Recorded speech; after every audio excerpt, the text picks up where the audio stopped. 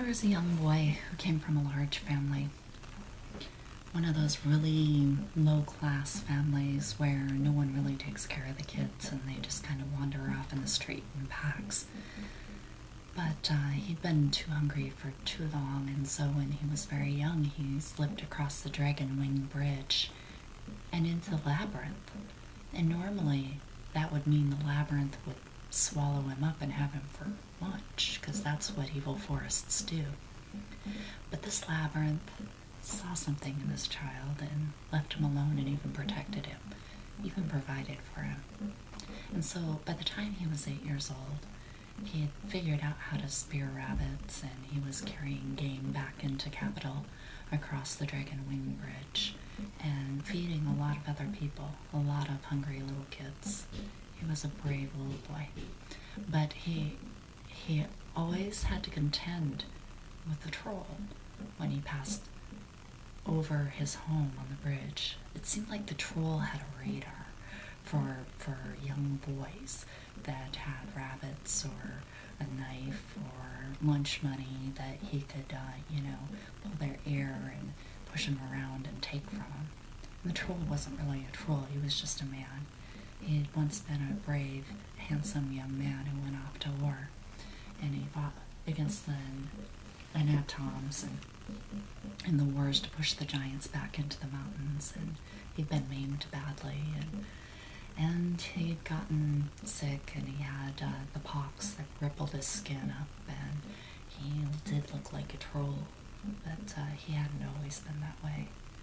And he was missing a hand, and he was missing a foot on another side, and he was just so crippled he really couldn't cut cabbages, and he was so ugly people wouldn't give him money when he begged. They'd just go on the far side of the street from him, and so he made a living by living under the bridge and listening for footsteps and trying to find the vulnerable little kids to steal lunch money from and hijack their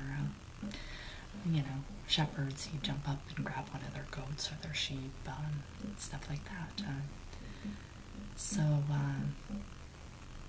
This young man had dealings with the troll a couple of times, and sometimes got away from him, sometimes didn't. Well, it was the day of the Ascension, and earlier that morning, he'd come from the forest. He'd slept in the forest that night and had a run in early with the troll, who took everything he had and left him with lots of bumps and bruises and scrapes.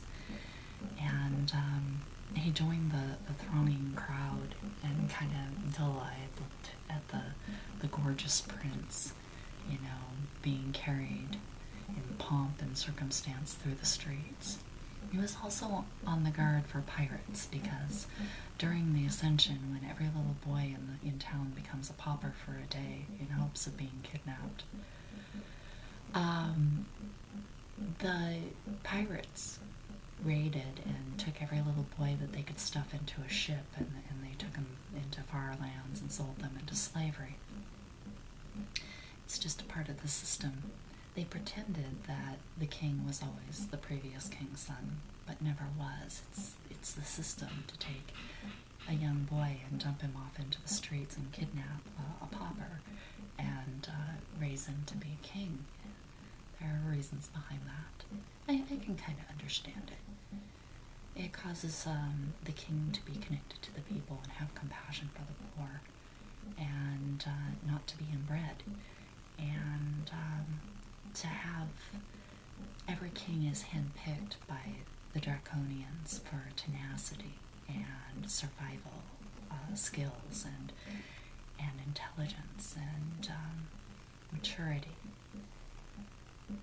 So this young man didn't know it, but he was being watched.